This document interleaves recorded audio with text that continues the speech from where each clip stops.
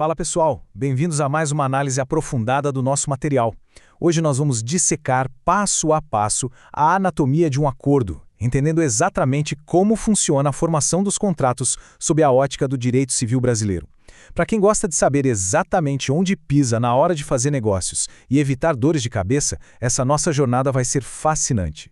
Para começar, vamos quebrar um grande mito. Existe uma lenda por aí de que um contrato só começa a valer, só gera obrigações de verdade, na hora em que o papel é assinado e tem firma reconhecida no cartório. Mas será que é assim mesmo que a lei enxerga a situação? Quando exatamente um simples aperto de mãos ou um acordo de vontades se transforma num compromisso jurídico de peso? A resposta é bem mais dinâmica e, acredite, começa muito antes de qualquer assinatura. O nosso roteiro hoje é bem direto. Ponto 1. O nascimento dos contratos. Ponto 2. As negociações preliminares. Ponto 3. A proposta e a aceitação.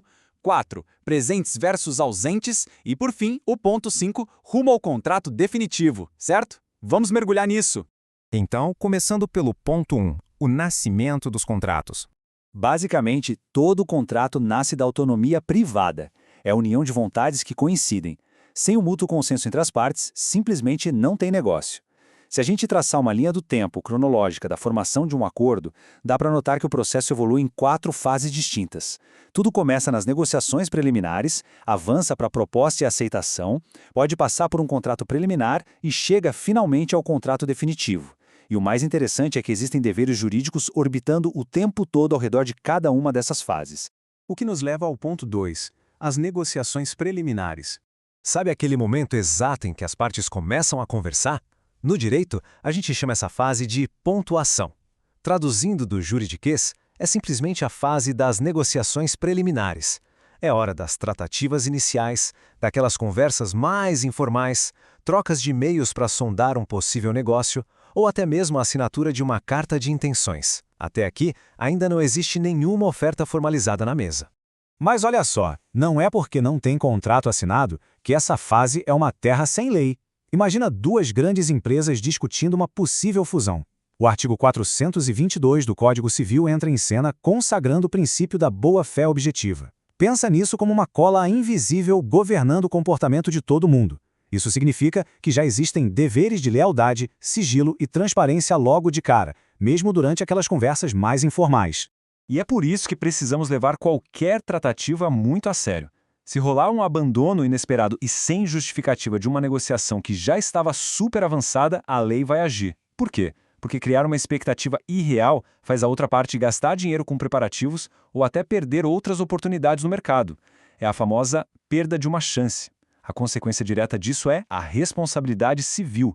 A parte que pulou fora do barco do nada pode ter que pagar uma bela indenização, mesmo sem nunca ter assinado o bendito do contrato definitivo. Loucura, né? Avançando agora para o ponto 3, a proposta e a aceitação. Deixando o papo furado para trás, a coisa agora fica séria. É o momento em que os debates se transformam num pedido formal de acordo que já cria vínculos. Aqui entra mais um pouquinho de vocabulário técnico, mas é fácil. A lei chama quem faz a proposta formal de policitante, ou proponente. É a pessoa que coloca as cartas na mesa. Já quem recebe essa proposta é o oblato. O oblato é quem tem o poder na mão de dizer sim, acatar a oferta e selar o acordo de vez. Só que o Código Civil é exigente, viu? Não adianta lançar uma ideia vaga no ar e achar que é uma proposta.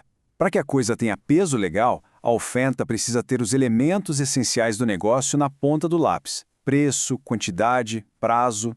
Tem que ser uma proposta séria, clara, precisa e definitiva. E sobre a aceitação do oblato, a lei diz que ela deve ser pura e simples. É o famoso sim, eu topo exatamente nesses termos. Claro que uma proposta não fica flutuando para sempre esperando resposta.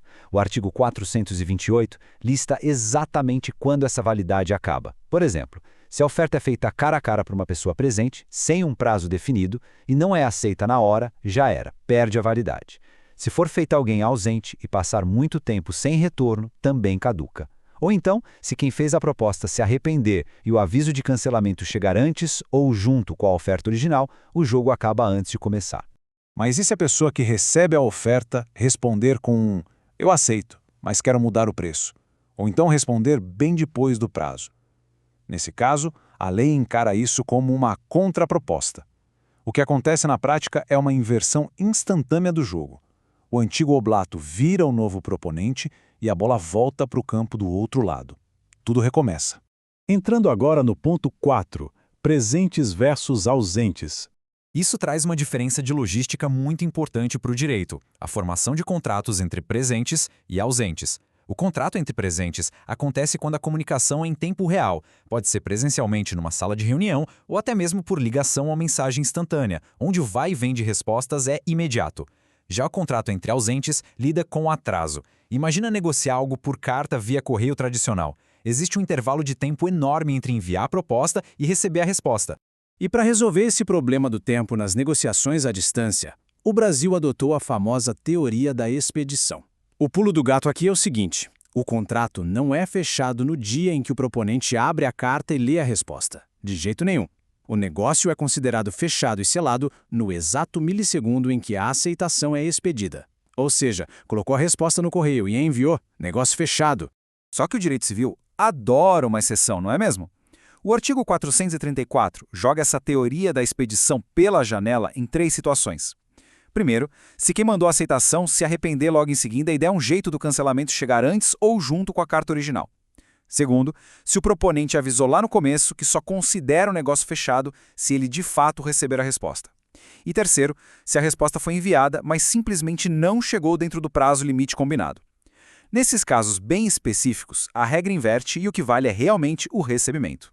Finalmente, chegamos ao ponto 5, rumo ao contrato definitivo. Superando toda essa parte logística e a troca de propostas, nós entramos na reta final.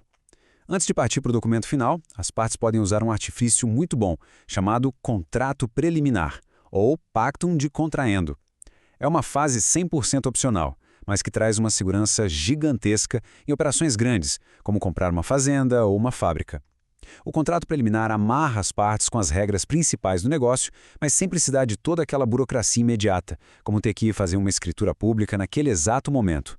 E dentro dessa categoria preliminar tem uma estratégia brilhante e muito comum no mundo corporativo chamada contrato de opção. É um compromisso unilateral. Funciona assim: todo mundo assina, mas só uma das partes fica amarrada e obrigada a fechar o negócio lá na frente. A outra parte fica com o poder, a opção exclusiva de decidir se vai ou não apertar o botão e efetivar a compra final. É uma ferramenta de negociação absurdamente poderosa. Chegamos ao fim da linha, o contrato é assinado, executado e o negócio é concluído.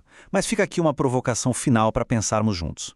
Será que as obrigações morrem no exato instante em que o contrato é cumprido e o dinheiro cai na conta?